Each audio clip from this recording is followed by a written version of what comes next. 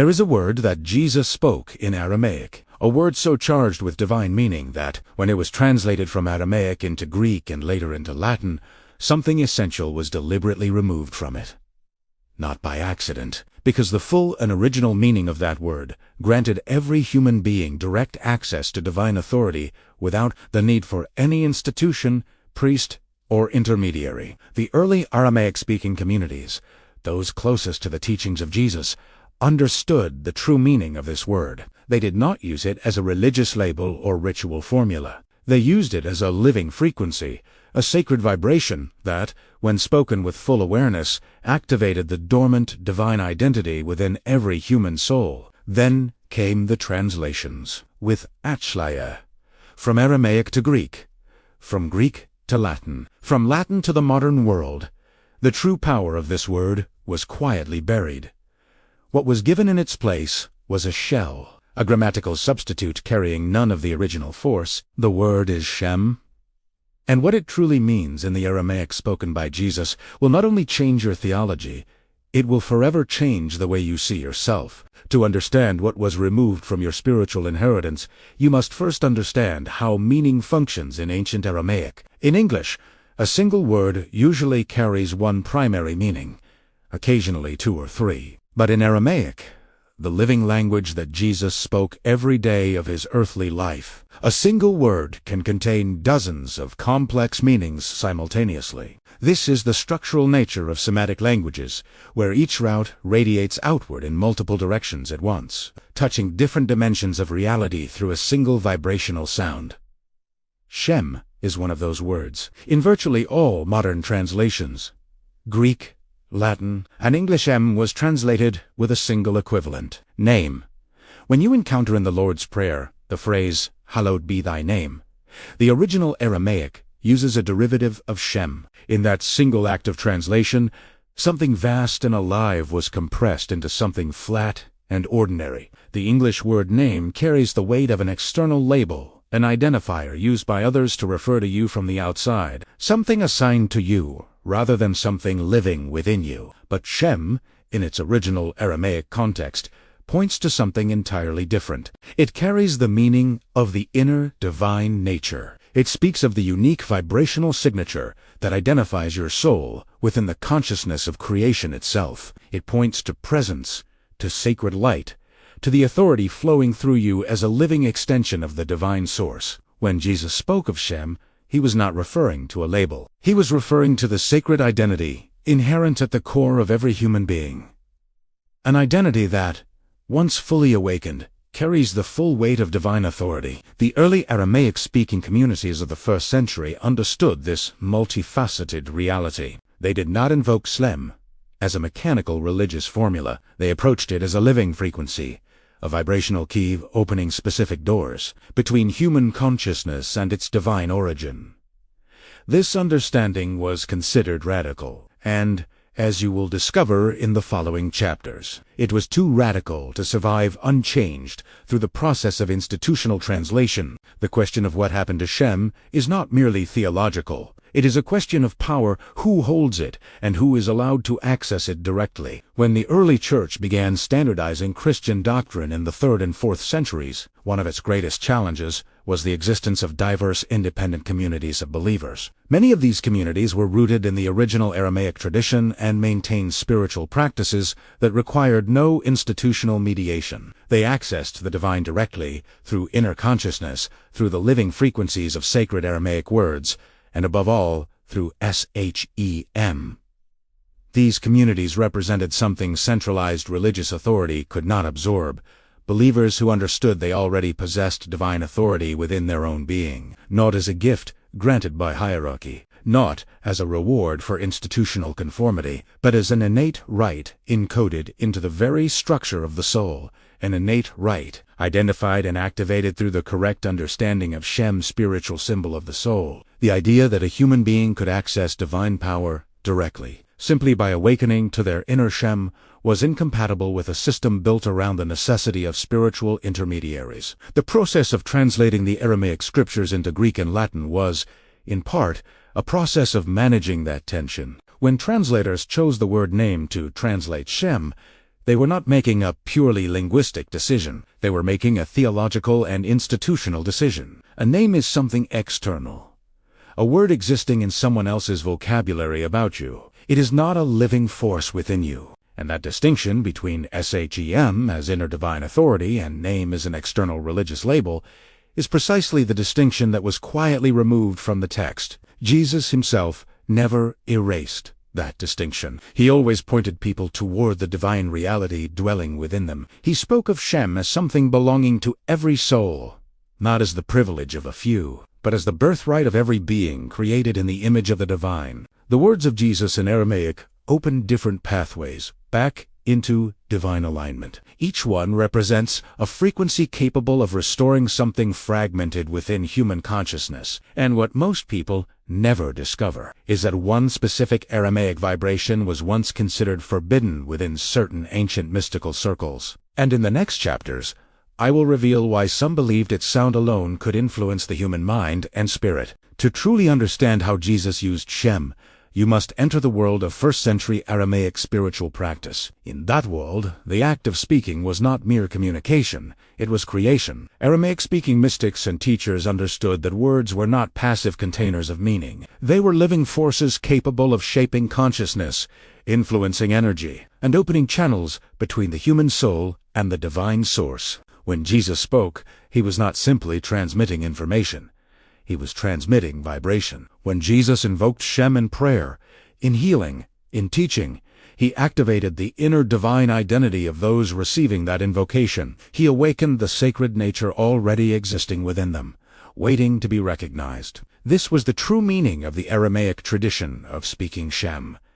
It was not about pronouncing a name as if introducing yourself at a meeting. It was the deliberate activation of a divine frequency inherent in the structure of the human soul. This practice appears most powerfully in the healing accounts preserved in the Gospels. When Jesus commanded the blind to see, the paralyzed to walk, and the grieving to be comforted, the Aramaic accounts suggest these were not simply acts of miraculous intervention imposed from outside. They were acts of awakening moments in which Jesus addressed the inner Shem of the person before him and brought it back into full conscious expression. The transformation was not forced from outside. It was unlocked from within through the activation of Shem.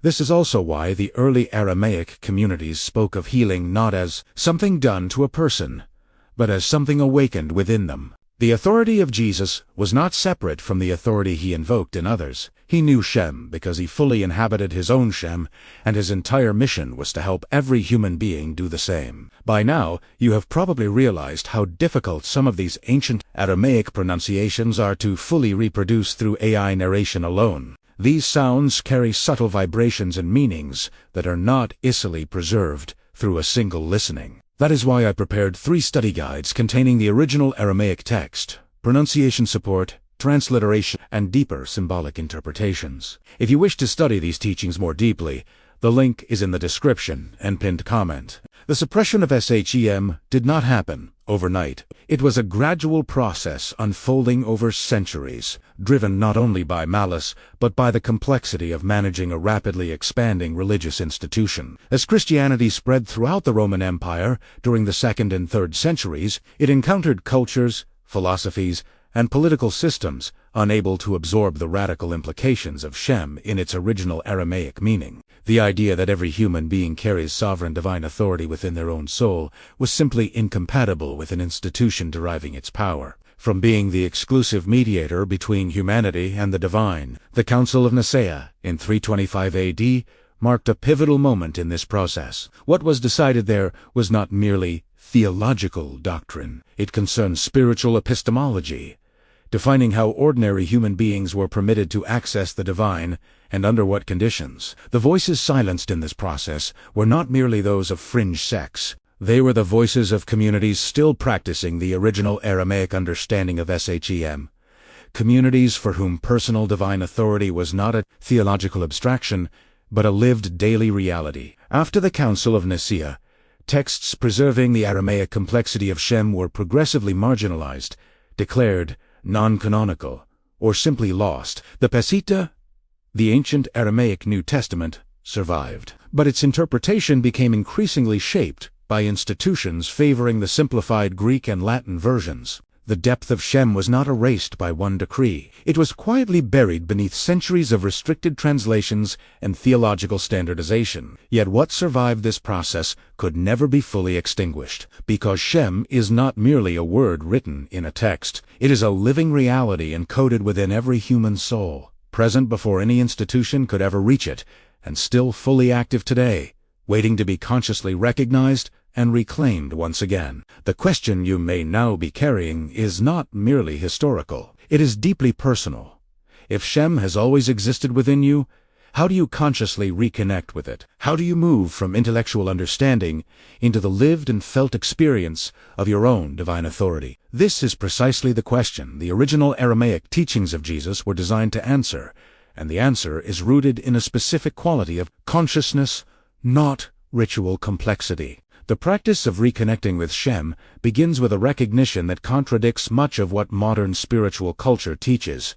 It does not begin with effort. It does not require a long sequence of techniques or a specific posture. It begins with stillness, the deliberate and ongoing act of becoming aware of what is already fully present within you. Jesus pointed toward this truth when he said, "The kingdom is within you." The original Aramaic of this phrase, read in its fullness, suggests not merely a spiritual domain, but a living and active state of divine authority, always present, always accessible, always inherent to your being. As you approach the sound of Shem, which in Aramaic resonates not as a sharp consonant, but as a sustained vibration shared equally between the breath and the chest, you are not seeking something foreign.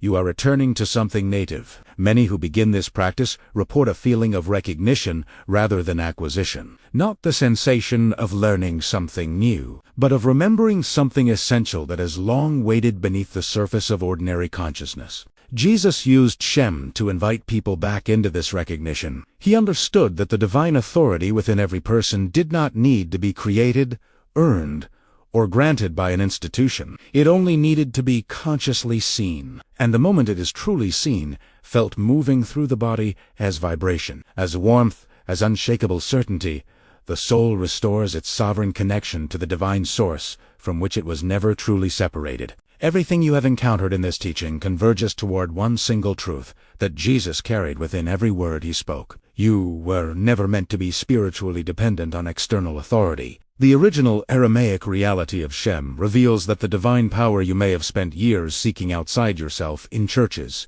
in the approval of institutions, was placed within you before your very first breath. Shem is not a theological concept to be debated. It is the living signature of your soul within divine order. It is the frequency making you recognizable to creation itself. The process of translating and institutionalizing the teachings of Jesus did not destroy Shem.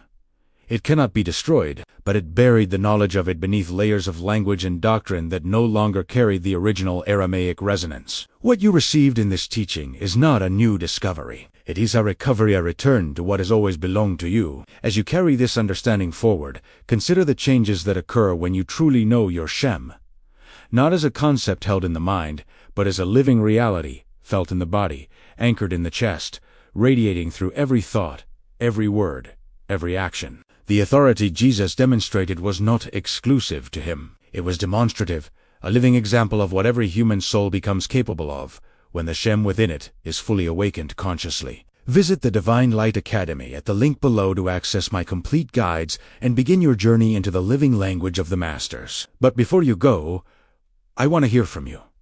What did you feel during this session?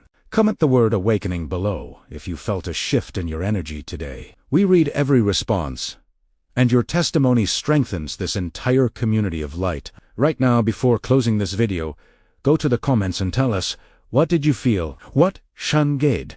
We read every response. And if this teaching reached you today, subscribe to this channel. Every week, we dive deeper into the ancient frequency codes that were always meant for you. We are only beginning to explore this ancestral power. Prepare yourself, because in the next video, I will reveal even deeper Aramaic codes, unlocking a spiritual authority you never imagined possible. Make sure you are subscribed and have notifications enabled so you do not miss this revelation.